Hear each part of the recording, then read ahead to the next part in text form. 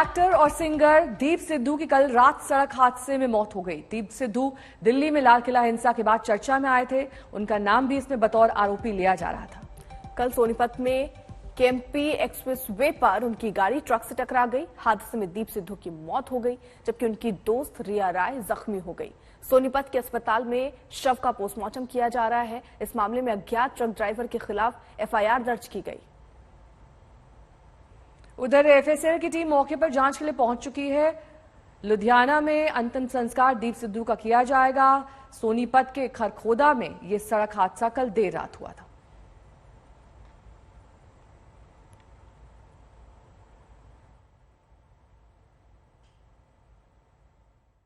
रफ्तार है वो स्कॉर्पियो की बहुत ज़्यादा तेज थी, जिसके चलते वो ट्रक का जो पिछला हिस्सा है, अभी मैं अपने दर्शकों को वो ट्रक भी दिखाऊंगा जो जिसका पिछला हिस्सा पूरी तरह डैमेज हो गया। पहले ये स्कॉर्पियो देख लीजिए। जिस स्कॉर्पियो में आप देखेंगे तो इसका राइट साइड का जो हिस्सा है वो सबसे ज़्यादा डैमेज हुआ है और राइट साइड में ही ड्राइविंग सीट पे सिद्धू बैठे हुए थे और दीप इस गाड़ी को चला रहे थे। लेफ्ट का हिस्सा देखेंगे तो लेफ्ट के हिस्से में डैमेजेस कम हुए हैं। यही वजह रही कि उनके साथ जो बैठी हुई महिला थी उनको बेहद कम चोटें आई, जिन्हें प्राथमिक इलाज के बाद छोड़ दिया गया था। उनको बहुत ज़्यादा चोटें नहीं आई, लेकिन दाहिना हिस्सा जो है स्कॉर्पियो का बहुत बुरी तरह से डैमेज हुआ है। आप देख सकते हैं इसमें पूरी की पूरी आधी गाड़ी दाहिने हिस्से से ख़त्म हो गई है। अपने कैमरामैन से बोलूँगा कि वो ये दिखाएं कि ये ट्रक खड़ा हुआ है। ये राजस्थान नंबर का ट्रक है RJ32GB8377। देखिए ट्रक की चेचिस डैमेज है, यानी ट्रक के बाएं हिस्से में स्कॉर्पियो का दाहिना हिस्सा दाखिल हो गया अंदर की तरफ। इसमें टायर तक ट्रक के फट गए, यानी ये ट्रक और स्कॉर्पियो के साथ घिसटता हुआ करीब 20 मीटर आगे चला गया था। आप देख सकते हैं इसकी चेचिस तक डैमेज हो गई है। ये बड़ा भारी ट्रक है। स्कॉर्पियो आई है पीछे से, वो बहुत बताते हैं कि रफ्तार उसकी तेज थी। आप उसके डैमेजेस देखेंगे अगर तो वो तेज रफ्तार में थी और उसको काटने की कोशिश की गई है लेफ्ट साइड में। यही वजह थी कि लेफ्ट साइड सेफ हो गया, राइट साइड जो है वो डैमेज हुआ और राइट साइड इतना डैमेज हुआ कि दीप सिद्धू की उसमें जान चली गई। हादसे के बाद अज्ञात ट्रक ड्राइवर के खिलाफ एफआईआर दर्ज कर ली गई है। एसएसपी राहुल शर्मा से आज तक ने खास बातचीत की। इस वक्त हमारे साथ बात करने के लिए राहुल शर्मा जी एसएसपी सोनीपत मौजूद हैं। सर, क्या है ये पूरा मामला, कैसे ये एक्सीडेंट हुआ, क्या जानकारी अब तक की जांच में निकली? देखिए, हमारी टीम्स कल रात से सीन ऑफ क्राइम टीम्स और बाकी टीम्स लगी हुई हैं। तो डॉक्टर्स इन्होंने ट्रीटमेंट किया है और डॉक्टर्स अभी पोस्टमार्टम उनका चल रहा है। तो अभी तक की हमारी जांच में यही क्लियर हुआ है कि ये एक रोड साइड एक्सीडेंट का केस है। परिवार के लोग भी कल रात आ गए थे डिसीज के, तो उन्होंने आकर जो स्टेटमेंट वगैरह दी है, उन्होंने भी रोड साइड एक्सीडेंट की ही FIR rash and negligent driving की सेक्शंस में रजिस्टर करवाई है। और हमारी इन्वेस्टिगेशन में भी ये एक केस रोड और साइड एक्सीडेंट का ही प्रतीत हो रहा है।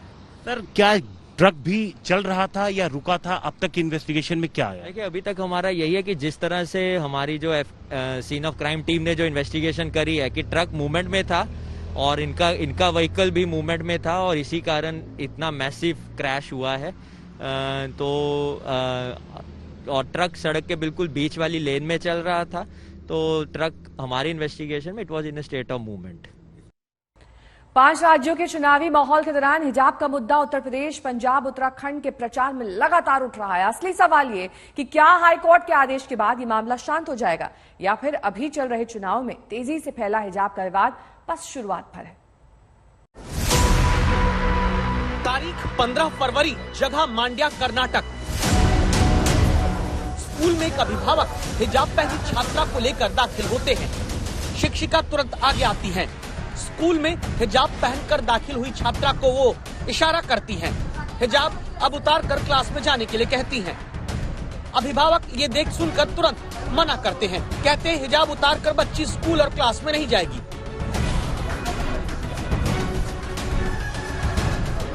परिजन अब वापस छात्रा को हिजाब पहनने के लिए कहते हैं। कुछ ही पल में टीचर लौटकर फिर कहती हैं कि स्कूल में आने के बाद हिजाब उतार ले और छात्रा क्लास अटेंड करे। वापस स्कूल से जाते वक्त हिजाब पहन ले। इस दलील पर भी छात्रा के परिजन तुरंत मनाही जाहिर करते हैं।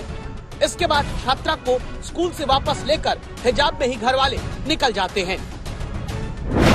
हाईकोर्ट ने ही धार्मिक कपड़ों पर रोक का अंतरिम आदेश अभी दे रखा है।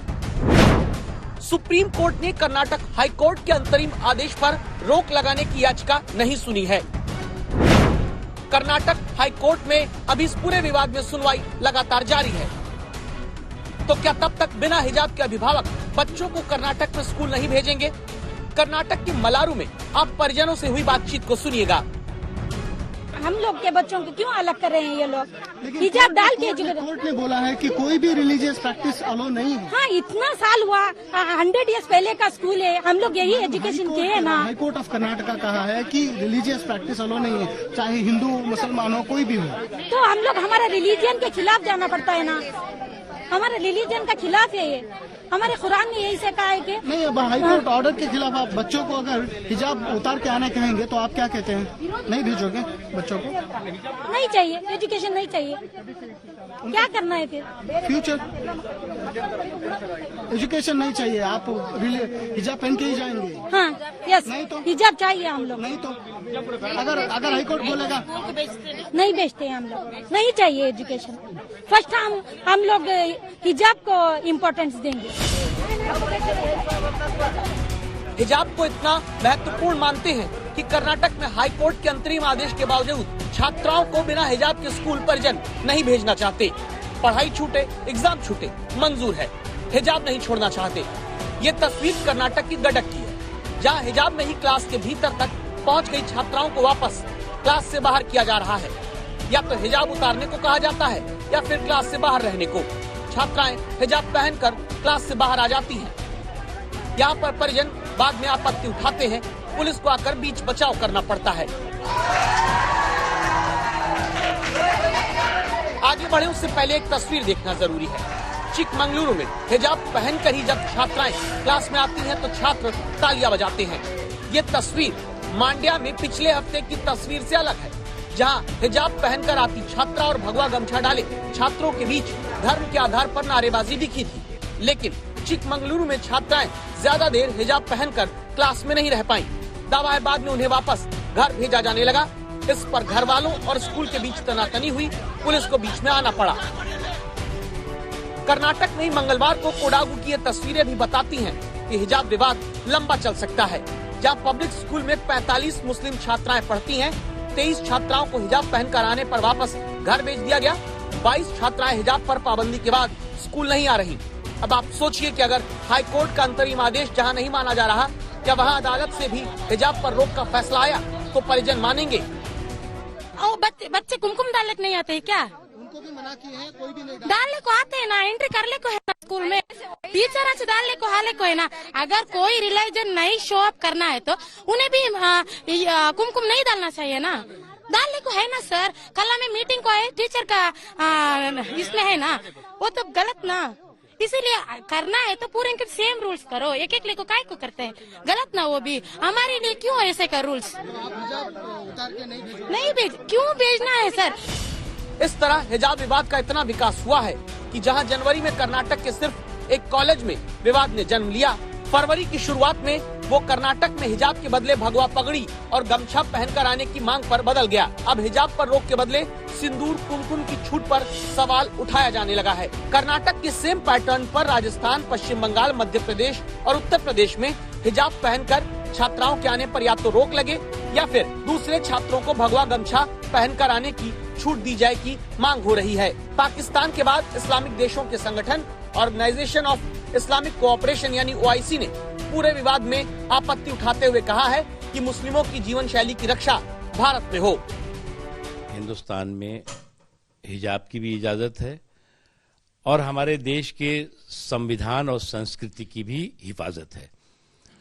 हमारा देश जो है वो अगर सह अस्तित्व के साथ चल रहा है, एक भारत श्रेष्ठ भारत के रास्ते पे चल रहा है, तो उसका मुख्य कारण है कि हमारा धर्म ग्रंथ संविधान है। और संविधान जहां एक तरफ हमें अधिकार देता है, वहीं कर्तव्य भी बताता है।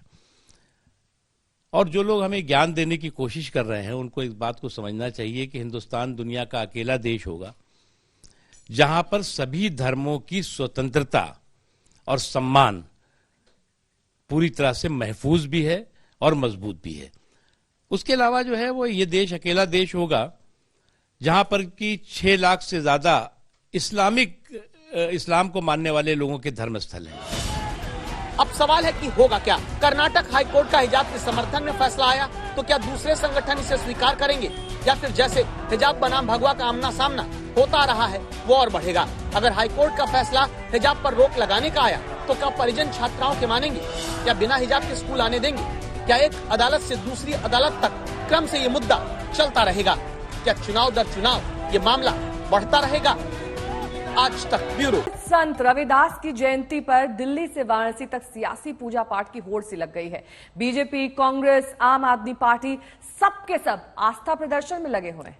और पीएम मोदी ने दिल्ली में संत रविदास के मंदिर में जाकर मत्था टेका तो यूपी के सीएम योगी आदित्यनाथ वाराणसी पहुंचे, वहां पूजा अर्चना करते दिखे। वहीं पंजाब के सीएम चरणजीत सिंह चन्नी तो सूरज निकलने से पहले ही काशी पहुंच गए। ये मौका ऐतिहासिक है इस मायने में कि यहाँ पहली बार किसी प्रधानमंत्री का आना हुआ। पहली बार किसी प्रधानमंत्री ने मत्था टेका, पूजा अर्चना की और संत रविदास के जरिए समानता का संदेश दिया। ये मंदिर भी ऐतिहासिक है। कहा जाता है कि संत रविदास ने 10 दिनों का एक लंबा प्रवास यहाँ किया था, इसलिए इस मंदिर का श्रद्धा और भक्ति के मुकाम में बेहद अहमियत है। प्रधानमंत्री नरेंद्र मोदी का कार्यक्रम होता है वो संत रविदास की जयंती पर या उनकी पुण्यतिथि पर हमेशा वाराणसी के अंदर रहता है, लगभग हर साल। लेकिन इस बार क्योंकि चुनावी साल है और चुनाव प्रचार चल रहा है, इस चुनाव प्रचार के दौरान जो है प्रधानमंत्री का कार्यक्रम पंजाब के अंदर है, इसीलिए वो वाराणसी न जाकर दिल्ली स्थित जो संत रविदास धाम है उसमें वहां पर दर्शन करने के लिए पहुंचे हैं।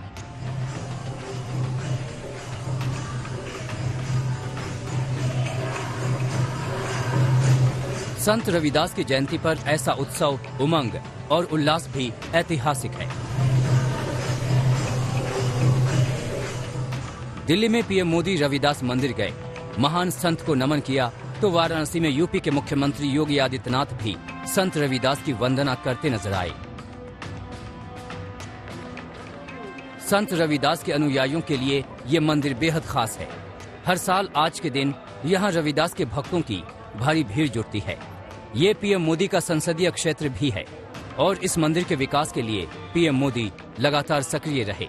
योगी ने यहाँ आकर संत रविदास से भक्ति के उसी सिलसिले को आगे बढ़ाया। यहाँ पर मैंने सदगुरु के पावन धाम में लंगर छका है, यहाँ के पूज्य संतों से मुलाकात की है और यहाँ के विकास के लिए Bharatiya Janata party double engine की सरकार पूरी प्रतिबद्धता के साथ कार्य कर रही है, आगे भी कार्य करेगी। यह आश्वस्त करने के लिए मैं यहाँ पर आया हूँ। मैंने यहाँ दर्शन भी किया है, लंगर भी छका है, श्रद्धालु जनों से, पूज्य संतों से सबसे मुलाकात की है। योगी वाराणसी आए, लेकिन उनसे पहले पंजाब के मुख्यमंत्री चरणजीत सिंह चन्नी भी पौ फटने से पहले यहाँ पहुँच चुके थे। चन्नी सुबह 4 बजे पहुँचे, 45 मिनट मंदिर में रहे, कीर्तन में भाग लिया, सत्संग में हिस्सा लिया, श्रद्धालुओं से बात की। गुरु रविदास जी का जन्मदिन है तो मैं उस संबंध में वाराणसी गुरु का आशीर्वाद लेने आया हूं और मैं आज के इस शुभ दिन पे पूरे जगत को, सब लोगों को गुरु रविदास जी के जन्मदिन की बहुत बहुत बधाई देता हूं, बहुत बहुत शुभकामनाएं। हम हमेशा सर्वत का भला मांगते हैं कि सबका भला हो और वही मैंने मांगा है। राहुल और प्रियंका गांधी का भी आज वाराणसी में संत रविदास मंदिर में दर्शन का कार्यक्रम है। आपको याद होगा कि संत रविदास की जयंती की वजह से ही पंजाब में मतदान की तारीख 14 फरवरी की जगह 20 फरवरी को कर दी गई। उधर दिल्ली सरकार ने भी आज सार्वजनिक छुट्टी घोषित कर रखी है।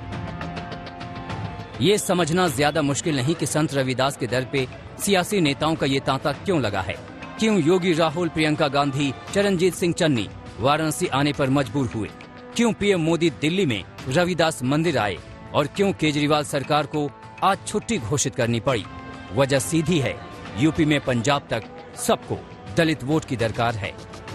वाराणसी से सुप्रिया भारद्वाज के साथ आज तक ब्यूरो। संत रविदास मंदिर में पीएम ने जिन महिलाओं के साथ करताल बजाई, उनसे बात की हमारे संवाददाता हिमांशु ने। प्रधानमंत्री नरेंद्र मोदी करोलबाग स्थित संत रविदास विश्राम धाम मंदिर में दर्शन करने आए थे और यहां लगभग 20 मिनट तक प्रधानमंत्री नरेंद्र मोदी रहे। उन्होंने यहां पूजा अर्चना की और संत रविदास के जो भक्त हैं उनके साथ यहां पर जो है मंजीरा बजाया, भजन गाए और गीत भी गाए हैं। आप देख सकते हैं यहां महिलाएं जो है झूम रही हैं संत रविदास जयंती पर और गाने भी गा रही हैं। जी, आज प्रधानमंत्री नरेंद्र मोदी आए और उन्होंने भजन भी गाए, मंजीरा भी बजाया आपके साथ। हाँ, हमारे साथ बजाया गया, हमें अच्छा लगा। हमारे नरेंद्र मोदी हमारे साथ आए, हमारे पास भी बैठे। आप प्रधानमंत्री नरेंद्र मोदी आए और उन्होंने यहाँ पर भजन भी गाया, मंजीरा भी बजाया और आप पूरे लीन हो गए। वो हमारी महिला सत्संग मंडली को बहुत बड़ा सम्मान दिया। गुरु रविदास मंदिर में आके मंदिर में बहुत बड़ी खुशी है कि आज पहली बार देश के प्रधानमंत्री संत रविदास गुरु विश्राम धाम मंदिर में पधारे। जी, एक बार गा के दिखाइए, क्या गा रहे थे वो? माँ विष्णु और के तो माँ विष्णु ओ मेरा ठाकुर तू, मैं तेरा नाम जपाक ओ गुरु मेरा ठाकुर। पीएम मोदी जब से वाराणसी के सांसद बने हैं, रविदास मंदिर की कायापलट के काम को तेजी से आगे बढ़ाने में लगे हुए हैं। उन्होंने वहां विकास के कामों को अपने एजेंडे में काफी ऊपर रखा है। और बीजेपी की निगाहें पंजाब से यूपी तक दलित वोटरों पर हैं। दोनों राज्यों में दलितों की बड़ी आबादी बसती है और उनके समर्थन पर बीजेपी का प्रदर्शन भी निर्भर करता है।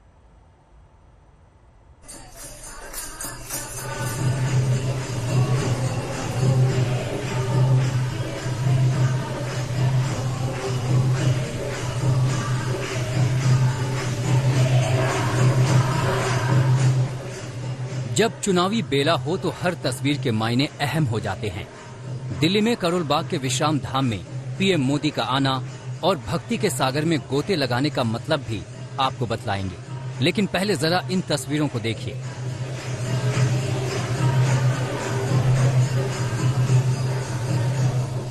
कहते हैं एक वक्त में इसी मंदिर में संत रविदास विश्राम के लिए रुके थे।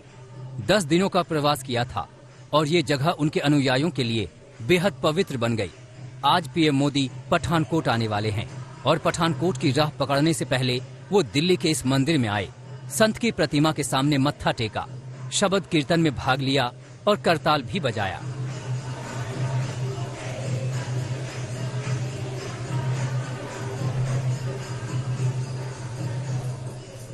शायद चुनावी कार्यक्रमों की उलझन थी कि पीएम मोदी खुद यहां आए और योगी आदित्यनाथ संत रविदास की जन्मस्थली वाराणसी पहुंचे। बीजेपी के 2 बड़े चेहरे दलितों के सबसे बड़े आध्यात्मिक गुरु के आंगन में आए, वो भी तब जब पंजाब यूपी में चुनाव चल रहे हैं। पंजाब में बीजेपी पहली बार अपने दम पर चुनाव लड़ रही है। पंजाब में दलितों की आबादी करीब 32% है। पंजाब में बीजेपी के लिए जमीन खोदने वाली चुनौती है, उसे वहां जड़ें जमानी है, नया सिलसिला शुरू करना है। लेकिन यूपी में तो उसका बहुत कुछ दांव पर है। उसी यूपी में जहां दलितों की आबादी 21% के करीब है, जहां विधानसभा में दलितों के लिए 84 सीट आरक्षित हैं। इसलिए ये माना जा रहा है कि संत रविदास के बहाने पंजाब यूपी में दलित वोटों को साधने, संवारने और संभालने का प्रयास हो रहा है। हम सब जानते हैं कि प्रधानमंत्री मोदी जी के नेतृत्व में सदगुरु के विचारों को सबका साथ, सबका विचार, सबका विश्वास और सबके प्रयास की भावना को जन जन तक पहुंचाने का जो कार्य हो रहा है, उसके पीछे सदगुरु संत रविदास जी की प्रेरणा है। और इस महान संत ने उस कालखंड में काशी की धरती से भक्ति का जो संदेश दिया, वह आज भी हमें एक नई प्रेरणा और नया प्रकाश प्रदान करता है। याद रखिए, बीजेपी यूपी में दलित वोटरों पर निगाहें जमाए बैठी है। लोकसभा चुनाव में दलित वोटरों का एक हिस्सा बीजेपी के समर्थन में गया था। और इस बार स्वामी प्रसाद मौर्य जैसे नेता के समाजवादी पार्टी से जुड़ जाने से बीजेपी के लिए चुनौती थोड़ी बड़ी है, क्योंकि दलित वोटरों पर आज भी सबसे बड़ी दावेदारी बहुजन समाज पार्टी की ही मानी जाती है। लखनऊ में अभिषेक मिश्रा के साथ आज तक ब्यूरो। पंजाब में इस बार दलित फैक्टर चुनाव के केंद्र में है। अब तक यहां की राजनीति में जट सिख का दबदबा रहा, लेकिन कांग्रेस ने चरणजीत सिंह चन्नी को सीएम पद का उम्मीदवार बनाकर बड़ा दांव चल दिया है। अब दलितों पर लगाए गए इसी दांव को और दमदार बनाने के लिए चन्नी, राहुल और प्रियंका गांधी ने वाराणसी की तरफ रुख किया, ताकि दलितों के शुभचिंतक होने का संदेश दिया जा सके।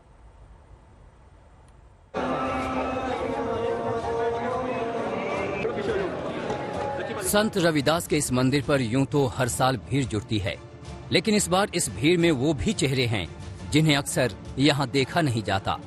चुनावी वैतरणी पार करने की लालसा इस बार इन्हें यहाँ खींच लाई है। चंडीगढ़ से वाराणसी आने की जहमत चन्नी साहब ने यूं ही नहीं उठाई है। यहाँ आकर वो राजनीतिक सवालों पर तो नाना करते रहे, लेकिन मकसद तो राजनीति का ही सा था। मैं यहाँ आया हूँ, एक भी बात पॉलिटिक्स की नहीं की है, ना ही मैं कोई पॉलिटिकल बात का जवाब देता हूँ, लेकिन मैं अपने गुरु के घर में आया हूँ। किसी को इसमें ही पॉलिटिक्स लगती है तो लगती रहे। सवाल है कि जालंधर से सुबह सुबह यहाँ आने का मकसद सिर्फ दर्शन ही करना था या यहाँ निगाहें कहीं और निशाना कहीं और था। इस सवाल का जवाब जानने से पहले ये जानना जरूरी है कि आखिर संत रविदास कौन थे। संत रविदास एक महान समाज सुधारक थे। उनका जन्म वाराणसी के गोवर्धनपुर गांव में हुआ था। उनके पिता संतोख दास जी जूते बनाने का काम करते थे। उन्होंने कुरीतियों के खिलाफ आवाज उठाई, छुआछूत का विरोध किया। अपनी बुलंद लेखनी से उन्होंने ब्राह्मणवाद का मुखर विरोध किया। दिल्ली, हरियाणा, पंजाब में रविदास के अनुयायियों की बड़ी तादाद है। दुनिया भर में रविदास के 22 लाख से ज्यादा अनुयायी हैं। 15 लाख से ज्यादा अनुयायी पंजाब में रहते हैं। अनुयायियों की यही ताकत नेताओं को संत रविदास के दर पे खींच लाई है। और पंजाब में तो इस बार कांग्रेस की चुनावी नैया ही दलित वोटरों के आसरे है, जिनमें बड़ी संख्या रविदास के अनुयायियों की है। कांग्रेस ने दलित चेहरा चन्नी पर बड़ा दांव खेला है। सिद्धू को दरकिनार कर चन्नी को सीएम उम्मीदवार का चेहरा बनाया है। चन्नी उसी दलित राजनीति को आगे बढ़ाते हुए संत रविदास के दर पे पहुंचे हैं। दरअसल पंजाब में वोटरों का ताना बाना कुछ ऐसा है कि दलितों को नजरअंदाज करके दाल गला पाना नामुमकिन है। पंजाब में दलितों की आबादी करीब 32% है। सिख दलित 19.4%, हिंदू दलित 12.4% हैं। देश में दलितों की सबसे ज्यादा आबादी पंजाब में ही बसती है, लेकिन अभी तक दलित चेहरे पर दांव लगाने का जोखिम कोई पार्टी मोल नहीं ले पाई थी। कांग्रेस ने इस बार रास्ता बदला है। कांग्रेस ने रास्ता तो बदल लिया, अब मंजिल पाने की जद्दोजहद में संत रविदास के दरवाजे पर दंडवत होने का ये सिलसिला है, जिसमें राहुल, प्रियंका और चरणजीत सिंह चन्नी को आप देख रहे हैं। वाराणसी से सुप्रिया भारद्वाज के साथ सत्येंद्र चौहान, चंडीगढ़ आज तक।